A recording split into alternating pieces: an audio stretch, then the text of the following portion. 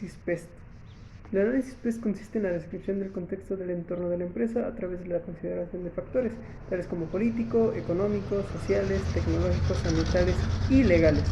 El análisis puede limitarse a 4 primeros factores, quedando como análisis PEST, dado que no siempre tienen la aplicación de temas ambientales o legales.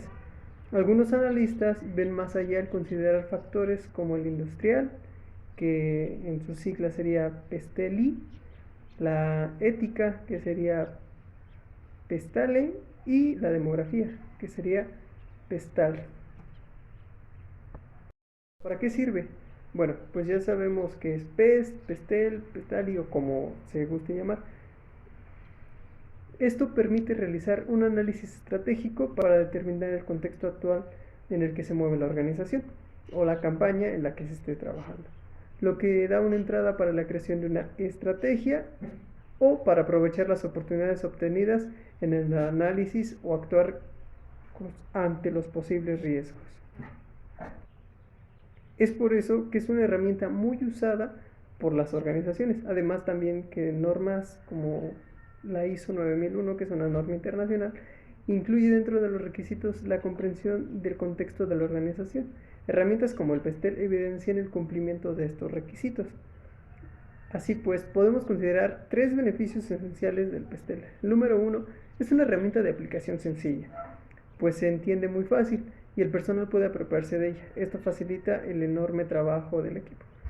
El número 2, se puede integrar con otras herramientas como la DOFA o Fuerzas Potter. Además, se repliega fácilmente una estrategia organizacional. Y número 3, su uso puede realizarse en cualquier tipo de organización, ya sea grande, pequeña, mediana o microempresa incluso. Ahora que ya sabemos qué es y para qué sirve, es necesario saber cómo se hace un análisis pestal, que repetimos, incluye los factores político, económico, social, tecnológico, ambiental y legal. Este permite caracterizar el contexto, logrando entender cómo afecta el producto o servicio. En realidad este análisis no es complejo, es como hacerlo se limita a la reflexión sobre los aspectos del entorno que considera la empresa. Por lo tanto, el éxito de la herramienta radica en la composición del equipo que hace el ejercicio. Considera que un equipo de conocimiento como la empresa participativo mejor compone el personal que trabaja en campo.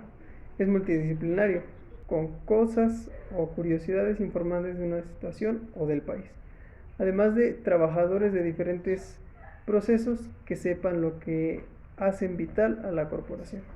Una buena práctica es definir el tipo de impacto, positivo o negativo, y este se dará como a corto, mediano o largo plazo. Ahora, es necesario identificar y analizar cada factor. En los factores políticos hay que evaluar la forma de intervención de gobierno, así como los cambios de gobierno, la política fiscal, los subsidios de gobierno y todos aquellos temas implicados dentro de. Un análisis de este tipo puede arrojar que la empresa debe realizar estrategias hacia los cambios políticos que se están haciendo en ese país. El factor económico considera el entorno macroeconómico, nacional e incluso internacional, pues esto puede afectar a la organización, como por ejemplo la tasa del empleo, el ciclo económico, el Producto Interno Bruto, los impuestos, la inflación y todos aquellos factores macroeconómicos que pueden afectar a la organización. Los factores sociales evalúan una cultura, religión, de creencias, los hábitos, las preferencias, etc. Por ejemplo, la educación, las modas, los patrones de compra, las creencias, las opiniones de los clientes, ya que todos ellos son factores tal cual sociales externos que influyen en nuestra empresa. Los factores tecnológicos tenemos que analizar los nuevos códigos de programación, las impresiones en 3D, el uso de la energía, el reemplazo de la tecnología, el software, el internet es una herramienta que hoy en día tenemos que dominar y analizar. Los factores ecológicos y ambientales evalúan la forma en que el medio ambiente afecta a la organización. El cambio climático, el reciclaje, la contaminación, las políticas medioambientales, todos ellos son factores dentro de los ambientales que también tenemos que considerar. Dentro de los factores legales o jurídicos, tenemos que considerar la propiedad intelectual, la salud y seguridad laboral, la regulación de sectores, las leyes de protección, el salario mínimo y las licencias. Definiciones previas de la matriz de vulnerabilidad. Riesgoso.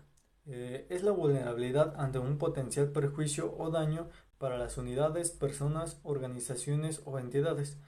Cuanto mayor es la vulnerabilidad, mayor es el riesgo, pero cuanto más factible es el perjuicio o daño, mayor es el peligro. Por tanto, el riesgo se refiere solo a la teórica posibilidad de daño bajo determinadas circunstancias, mientras que el peligro se refiere solo a la teórica posibilidad de daño bajo esas circunstancias.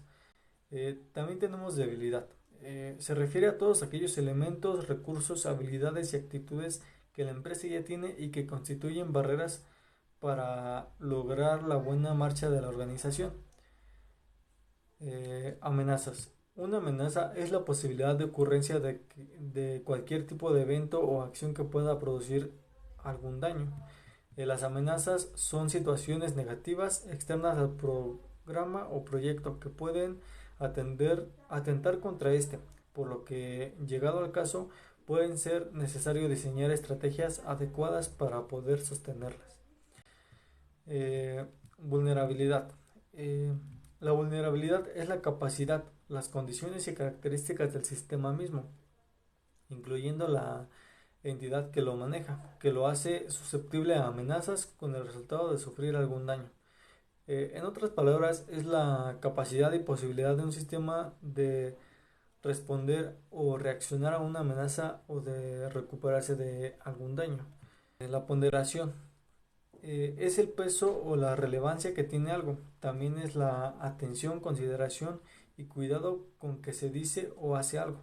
La matriz de vulnerabilidad es una herramienta que permite la medida del grado de debilidad o sensibilidad de ser afectado por amenazas o riesgos, en función de la frecuencia y severidad de los mismos, permitiendo la integración del análisis cuantitativo y cualitativo realizado sobre algo o alguien con el fin de formular planes de acción para proteger o mejorar. Los factores que inciden son los del ambiente externo y dependen de posibilidad de ocurrencia o frecuencia del evento, medidas preventivas adoptadas, factibilidad de propagación y dificultad en el control. Ahora les voy a explicar los pasos para realizar la matriz de vulnerabilidad. Son tres simples pasos. Bueno, empezamos. 1. Es necesario conocer cómo se encuentra la empresa, es decir, definir la situación en la que se encuentra ubicada nuestra organización. 2. Elaboración de la matriz de vulnerabilidad a partir de la unión de las amenazas, entorno externo con las debilidades entorno interno, ya que la matriz de vulnerabilidad nos permite formular planes de acción para proteger a nuestra organización de los riesgos que pueden generar. Tenemos que minimizar las debilidades que poseemos y reducir las amenazas que nos rodean. En el número 3, tenemos que medir el grado de vulnerabilidad, es decir, asignar valores a la unión de las amenazas y debilidades que permita reflejar el grado que puedan afectar el camino de éxito por lo que se lleva a la empresa. Bueno, explicaremos las etapas para el análisis de vulnerabilidad. 1. Identificación de elementos que al desaparecer pondrían en peligro a la empresa. 2. Expresar los elementos en forma de amenaza. 3. Posibles consecuencias para la materialización del riesgo. 4. Estimar impacto de cada amenaza. 5. Probabilidad de que ocurra la amenaza. 6. Reacciones ante la ocurrencia de la amenaza. Para esto, también tenemos la reducción de riesgos.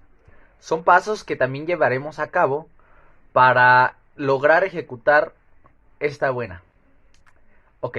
1. La reducción de riesgos se logra a través de la implementación de medidas de protección. 2. Medidas de protección están divididas en medidas físicas, técnicas, personales y organizativas. 3. La fuerza y alcance de las medidas de protección dependen del nivel de riesgo. Existen dos tipos de riesgo, el alto y el medio riesgo. El alto riesgo dice que son medidas que deben evitar el impacto y el daño. El medio riesgo dice que son medidas solo mitigan la magnitud de daño, pero no evitan el impacto. Su propósito de estas es analizar el funcionamiento, la efectividad y el cumplimiento de las medidas de protección para determinar y ajustar sus deficiencias. Estrategias. Para combatir la debilidad que nos hace más vulnerables, contratar personal motorizado externo bajo contrato a destajo para abastecer la gran cantidad de demanda de los productos. Y para disminuir el impacto de la amenaza, buscar y seleccionar el mejor proveedor nacional que cumpla con todas las características del insumo requerido para la elaboración del producto. O también realizar promociones limitadas con los productos que estén amenazados al alza de los precios. Conclusiones.